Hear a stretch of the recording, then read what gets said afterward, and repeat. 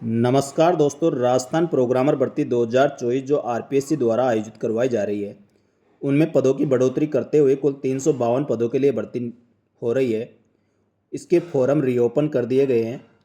इसकी परीक्षा तिथि पूर्व में राजस्थान लोक सेवा आयोग द्वारा घोषित की जा चुकी है। इसकी परीक्षा अक्टूबर माह में प्रस्तावित है। आवेदन करते समय क्या क्या सावधानियां बरतें, अन्यथा आपका फॉर्म रिजेक्ट हो सकता है, और पूर्व में आवेदन करने वाले अभ्यर्थियों को इसमें क्या करना चाहिए, इस सब के बारे में दोस्तों इस वीडियो में बताया गया है। इसलिए वीडियो को अंत तक देखें। साथियों साथियों राजस्थान लोक सेवा आयोग द्वारा प्रोग्रामर का संशोधित नोटिफिकेशन जारी कर दिया गया है। दोस्तों, जो पहले प्रोग्रामर भर्ती निकाली गई थी, उसमें पदों की वृद्धि करते हुए पहले 216 पद थे, अब 136 पदों की वृद्धि करते हुए 352 पदों के लिए ये भर्ती आयोजित करवाई जा रही है। इसलिए पद 50% से अधिक बढ़ने के कारण इसका फॉर्म रीओपन किया गया है, जिसमें जो अभ्यर्थी इससे वंचित रह गए थे और जो अभ्यर्थी नए फॉर्म भरना चाहते हैं, उनके लिए दोस्तों बहुत बड़ी खुशखबरी है। आप प्रोग्रामर भर्ती के लिए आवेदन कर सकते हैं। साथियों, ये प्रोग्रामर भर्ती 352 पदों के लिए हो रही है, जिसमें जनरल कैटेगरी के 95 पद है, जनरल फीमेल के 27 पद है, विडो के 11 पद और डिवोर्स के 2 पद। इसी प्रकार एससी के 44 पद पुरुष अभ्यर्थी, महिलाओं के 12, विडो के 5, डिवोर्स के 1, एसटी में जनरल यानी पुरुष अभ्यर्थियों के 33, महिला अभ्यर्थियों के 9, विडो के 4 और डिवोर्स के कोई पद नहीं है। ओबीसी में 38 पद पुरुष अभ्यर्थियों के, 11 पद महिला, 4 विडो और 1 डिवोर्स। इसी प्रकार एमबीसी के दोस्तों 12 पद जनरल पुरुष, 4 महिला, विडो 1, डिवोर्स के 0 है, और ईडब्ल्यूएस के 27 जनरल पुरुष अभ्यर्थी और महिला अभ्यर्थियों के 8 और विडो के 3 और डिवोर्स के 0 पद है। दोस्तों, इस प्रकार टोटल 352 पदों के लिए भर्ती निकाली जा रही है। इस प्रकार दोस्तों 352 पदों के लिए ये भर्ती होने वाली है। इसमें दोस्तों कई अभ्यर्थी पूछ रहे थे कि टीएसपी और नॉन टीएसपी के अलग अलग पद होते हैं। साथियों, इसके लिए मैं बताना चाहूँगा, जो भर्ती राज्य सेवा की होती है, फर्स्ट ग्रेड नौकरी होती है, उसमें टीएसपी नॉन टीएसपी का क्राइटेरिया नहीं रहता है। उसमें डायरेक्ट सभी जनरल के। साथियों, प्रोग्रामर भर्ती में अनुसूचित जनजाति हेतु दर्शाए गए कुल 46 पदों में 4 पद उक्त भर्ती में पूर्व में 2013 में आयोजित की गई भर्ती परीक्षा में बैकलॉग रहे थे, तो 46 पदों में 4 पद वो भी जोड़े गए हैं। साथियों, प्रोग्राम भर्ती के लिए आवेदन करने के लिए आपको राजस्थान लोक सेवा आयोग की ऑफिशियल वेबसाइट http://rpsc.rajasthan.gov.in पर जाकर फॉर्म अप्लाई कर सकते हैं, या अपने एसएसओ आईडी के माध्यम से भी आप sso.rajasthan.gov.in से लॉगिन कर सिटीजन ऐप G2C पर उपलब्ध रिक्रूटमेंट पोर्टल पर आप वन टाइम रजिस्ट्रेशन करके इसके लिए आवेदन कर सकते हैं। ओटीआर भरते समय आपको आवश्यक बातों का ध्यान रखना है। अभ्यर्थी अपना नाम, पिता का नाम, जन्म तिथि, लिंग, सेकेंडरी व समकक्ष परीक्षा एवं Aadhaar card, PAN card, voter card, driving licence आदि में से किसी एक आईडी प्रूफ के साथ विवरणों का इंदराज करें। डॉक्यूमेंट अपलोड करने अनिवार्य है। जिन अभ्यर्थियों द्वारा पूर्व में ओटीआर किया जा चुका है, वे अभ्यर्थी एसएसओ पोर्टल के माध्यम से यानी sso.rajasthan.gov.in पर लॉगिन करके सिटीजन ऐप पर G2C में उपलब्ध रिक्रूटमेंट पोर्टल का चयन करते हुए ओटीआर नंबर व संख्या के आधार पर ऑनलाइन आवेदन कर सकते हैं। यदि जो फर्स्ट बार फॉर्म भर रहे हैं वो ओटीआर में रजिस्ट्रेशन करने के बाद आवेदन कर पाएंगे, और जिन अभ्यर्थियों ने ओटीआर पहले से भर रखे हैं वह डायरेक्ट इसमें ओटीआर नंबर डालकर रिक्रूटमेंट पोर्टल पर जाकर आवेदन कर सकते हैं।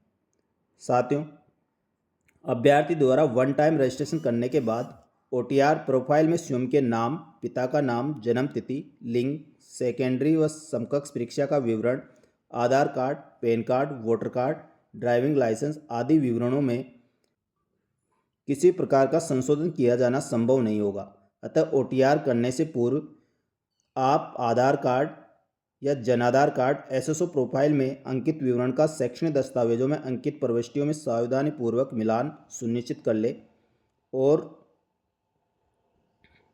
इसमें कोई भी अंतर है तो जनाधार कार्ड, आधार कार्ड व SSID की प्रविष्टि में आवश्यक रूप से संशोधन करने के पश्चात ही आप OTR व आवेदन फॉर्म भरने की कार्रवाई करें।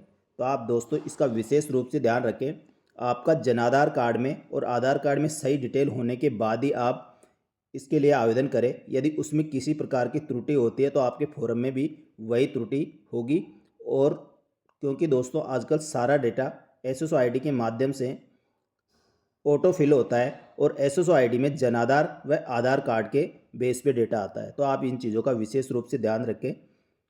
ऑनलाइन आवेदन करने से पूर्व अभ्यर्थी के आधार कार्ड में दर्ज प्रविष्टि यथा संभव नाम, पिता का नाम, जन्म तिथि, लिंग जांच परख ले और सूचना स्वतः प्राप्त कर ली जाती है।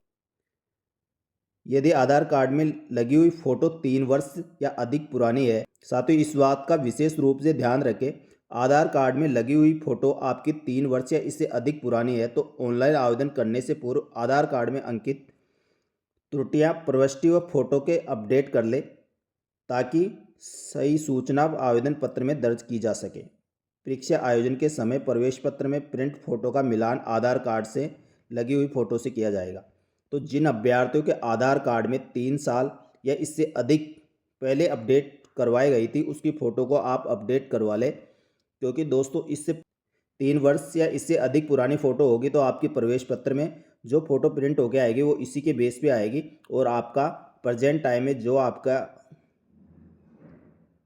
प्रेजेंट टाइम की फ़ोटो से आपका मिलान नहीं हो पाएगा। इसलिए आप आवेदन करने से पूर्व अपने आधार कार्ड को ज़रूर अपडेट करवा लें। अभ्यर्थी के द्वारा ऑनलाइन आवेदन करते समय आवेदन की अवधि के दौरान खिंचवाई गई दिनांकित फ़ोटो, हस्ताक्षर व बाएं हाथ के अंगूठे का निशान स्कैन फ़ोटो अपलोड करना अनिवार्य होगा ताकि परीक्षा आयोजन के दौरान अभिजागर द्वारा परीक्षा कक्ष में अभ्यर्थी द्वारा उपस्थित पत्र पर लगाए गए अंगूठे का निशान का मिलान किया जा सके। दोस्तों इस बात का विशेष रूप से ध्यान रखें, आपकी फ़ोटो पर दिनांक अंकित होनी चाहिए और हस्ताक्षर और बाएं हाथ का अंगूठे का निशान आप स्कैन करके जहाँ पे दर्शाई गई जगह पर आप उसको अपलोड करें। क्योंकि दोस्तों जो फोटो, हस्ताक्षर और बाएं हाथ के अंगूठे का निशान आप फॉर्म के साथ लगाओगे वही आपको परीक्षा देते समय वहाँ मिलान किया जाएगा, तो इस बात का विशेष रूप से ध्यान रखें। अभ्यर्थी ऑनलाइन आवेदन पत्र में धुंधली स्कैन फोटो अपलोड न करें। आवेदन अवधि के दौरान दिनांकित नवीनतम फोटो अपलोड की जाए और इस फोटो के परीक्षा केंद्र में उपस्थित पत्र प्रमाण पर चस्पा करने हेतु एक प्रति साथ लेकर आए। इसी फोटो की आप काउंसलिंग और साक्षात्कार में विस्तृत रूप से आवेदन पत्र हेतु उपयोग में ली जाएगी, अन्य फोटो स्वीकार्य नहीं होगी। दोस्तों इस बात का विशेष रूप से ध्यान रखें, जो फोटो आप फॉर्म के साथ लगा रहे हैं उस पर दिनांक अंकित होना चाहिए और इसके साथ ही आपको जब परीक्षा देने जाएंगे तो सेम वही फ़ोटो की कॉपी आपको लेके जानी है और उसके बाद आगे के चरण में भी उसी फ़ोटो की प्रतिलिपि काम आएगी। इसलिए आप अभी जो नवीनतम फ़ोटो खिंचवाए उसकी 5-7 कॉपी अपने साथ रखें जो आगे की प्रक्रियाओं में काम आएगी। उक्त पदों हेतु अब जो अभ्यर्थी इसके लिए आवेदन करना चाहते हैं और या संशोधन करना चाहते हैं वह 15/5/2024 से 4/7/2024 की रात्रि 12 बजे तक इसके लिए आप ऑनलाइन आवेदन कर सकते हैं। साथ ही प्रोग्रामर भर्ती हेतु जिन अभ्यर्थियों ने पहले आवेदन कर दिया है उनको दोबारा आवेदन करने की ज़रूरत नहीं है, लेकिन जो अभ्यर्थी इसमें नए अभ्यर्थी आवेदन करना चाहते हैं उसको 15/6/2024 से 4 जुलाई 2024 तक रात्रि 12 बजे तक आप इसके लिए ऑनलाइन आवेदन कर सकते हैं। साथ ही ऑनलाइन आवेदन पत्र में संशोधन संबंधी सूचना, ऑनलाइन आवेदन करने वाले कोई अभ्यर्थी आवेदन पत्र में संशोधन की सूचना ऑनलाइन आवेदन पत्र में संशोधन की सूचना ऑनलाइन आवेदन करने वाला कोई भी अभ्यर्थी अपने ऑनलाइन आवेदन पत्र में संशोधन करना चाहता है तो आवेदन की अवधि के दौरान और आवेदन पत्र की अंतिम दिनांक के पश्चात 10 दिवस के भीतर निर्धारित शुल्क 500 रुपये देकर ऑनलाइन संशोधन कर सकता है। आयोग द्वारा प्रथम घोषित परीक्षा तिथि से 60 दिवस पूर्व यानी 7 दिन के लिए ऑनलाइन एडिट हेतु विकल्प खोला जाएगा, जिसके अंतर्गत अभ्यर्थी फ़ोटो, नाम, पिता का नाम, जन्म तिथि, लिंग के अतिरिक्त अन्य संशोधन किए जा सकते हैं। इसके पश्चात किसी प्रकार का संशोधन स्वीकार्य नहीं होगा। ऐसी किसी भी त्रुटि का संपूर्ण दायित्व अभ्यर्थी का स्वयं का होगा। वन टाइम रजिस्ट्रेशन लागू किए जाने के कारण ऑनलाइन आवेदन में अभ्यर्थी नाम, पिता नाम, जन्म तिथि, लिंग में किसी प्रकार का कोई संशोधन नहीं किया जा सकता। आयोग द्वारा किसी भी प्रकार की त्रुटि सुधार नहीं किया जाएगा। इस शुद्धि पत्र के तहत आवेदन करने वाले अभ्यर्थियों का एवं पूर्व में विज्ञापन के तहत आवेदन करने वाले अभ्यर्थियों पर लागू होगी। तो साथियों, जो अभ्यर्थी इसमें आवेदन करना चाहते हैं उनको सबसे पहले OTR में सही तरह से अपने डिटेल अपडेट करने के बाद ही OTR भरे और उसके बाद इसके लिए आवेदन करें। क्योंकि दोस्तों, एक बार यदि आप आवेदन कर देते हैं तो उसमें नाम, पिता का नाम, जन्म तिथि और लिंग में किसी प्रकार का संशोधन नहीं किया जा सकेगा। और इसके अलावा अतिरिक्त जो भी डिटेल आप संशोधन करना चाहते हैं उसके लिए निर्धारित 500 रुपये शुल्क देकर आवेदन कर सकते हैं। यदि कोई अभ्यर्थी जो पहले आवेदन कर चुके हैं और उनको संशोधन करना तो वह भी इसमें आवेदन कर सकते हैं, लेकिन जो OTR में डिटेल भरी हुई थी उसमें किसी प्रकार का संशोधन नहीं कर पाएंगे। उसके अलावा अन्य जानकारी में वह संशोधन कर सकते हैं। जिन अभ्यर्थियों के द्वारा पूर्व में उक्त पदों हेतु आयोग द्वारा विज्ञापन 13/2023-24 दिनांक 25/1/2024 के दे ऑनलाइन आवेदन किए जा चुके हैं, उन्हें पुनः आवेदन करने की आवश्यकता नहीं है। उन्हें पूर्व में आवेदन के समय विज्ञापन में उल्लेखित शर्तों की पालना पूरी करने के आधार पर पात्र माना जाएगा। पूर्व में आवेदित अभ्यर्थी अपने ऑनलाइन आवेदन में संशोधन कर सकते हैं। तो जो अभ्यर्थी पहले आवेदन कर चुके हैं वह संशोधन के लिए किसी प्रकार की कोई डिटेल संशोधन करना चाहते हैं तो निर्धारित शुल्क जमा कराकर संशोधन कर सकते हैं। ऐसे अभ्यर्थी जिन्होंने पूर्व में उक्त पदों हेतु आयोग द्वारा जारी विज्ञापन 13/24-25/1/2024 के तहत ऑनलाइन आवेदन किया था, परंतु वांछित शैक्षणिक योग्यता, वर्ग इत्यादि के आधार पर अपात्र थे, उन्हें editing as per 9 option yes विकल्प का चयन कर संशोधित शुल्क जमा कराते हुए ऑनलाइन आवेदन में संशोधन करना आवश्यक है। यदि ऐसे अभ्यर्थी उक्त शर्तों के अनुसार ऑनलाइन आवेदन में संशोधन नहीं करते हैं तो उसे अपात्र माना जाएगा। नंबर 10, आयोग द्वारा पूर्व में जारी किए विज्ञापन में अंकित की गई शैक्षणिक योग्यता के नीचे नोट के रूप में निम्नलिखित प्रावधान जोड़े जाते हैं जो पूर्व आवेदकों पर लागू होंगे। अभ्यर्थी को वांछित शैक्षणिक योग्यता, अनुभव, आयु इत्यादि होने पर ऑनलाइन आवेदन करना चाहिए। तथापि आयोग द्वारा अभ्यर्थी के ऑनलाइन आवेदन पत्र के अनुरूप संशोधन की तिथि तक ऑनलाइन आवेदन पत्र में प्रत्यारित करने का विकल्प उपलब्ध कराया जाएगा। अगर जो अभ्यर्थी के पास शैक्षणिक योग्यता पूरी है वही आवेदन करे, और जो अभ्यर्थी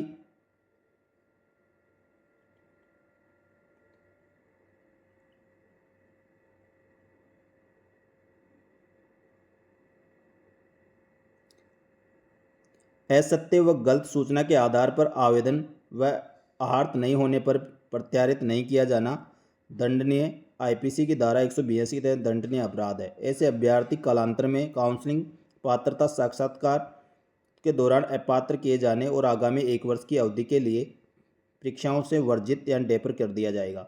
अतः गलत दस्तावेज व गलत जानकारी के साथ यदि आपने फॉर्म अप्लाई कर दिया है तो उसको आप वापस ले सकते हैं।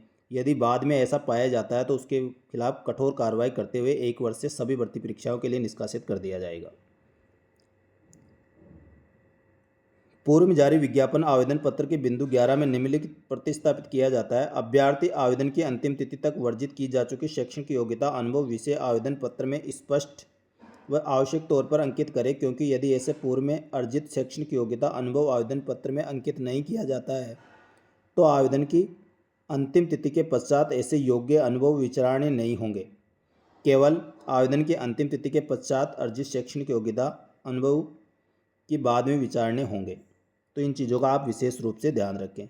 इस प्रकार दोस्तों पूरी विज्ञप्ति को आप ध्यानपूर्वक पढ़ें और उसके बाद आवेदन करें। साथियों, पूर्व में जारी विज्ञापन प्रमाण पत्रों के सत्यापन बिंदु 7 और 12 में निम्नलिखित प्रत्यारित किया जाता है। बिंदु संख्या 7 में आवेदक जिनके आवेदन पत्र प्राप्ति के अंतिम दिनांक तक आयोग कार्यालय को पूर्ण सूचना सहित प्राप्त होंगे, वे आवेदक अंतिम रूप से संबंधित भर्ती परीक्षा और साक्षात्कार में प्रवेश दिया जाएगा। परीक्षा के लिए प्रवेश पत्र जारी करने का अभिप्राय यह नहीं कि आयोग द्वारा उसकी उम्मीदवारी अंतिम रूप से मान ली जाएगी। उम्मीदवार द्वारा आवेदन पत्र में उल्लेखित प्रविष्टियों का आयोग द्वारा सही मान ली गई है आयोग विभाग को आवेदन की पात्रता की जांच अलग से की जाएगी। अस्थायी रूप से चयन होने के लिए स्थिति में आवेदन को विस्तृत आवेदन पत्र की 2 प्रतियों में समस्त आवश्यक दस्तावेजों की प्रमाणित फोटो प्रतियां और शैक्षिक परीक्षा हेतु जारी ई प्रवेश पत्र, ऑनलाइन प्रवेश पत्र की प्रति के साथ आयोग कार्यालय में प्रस्तुत करना होगा।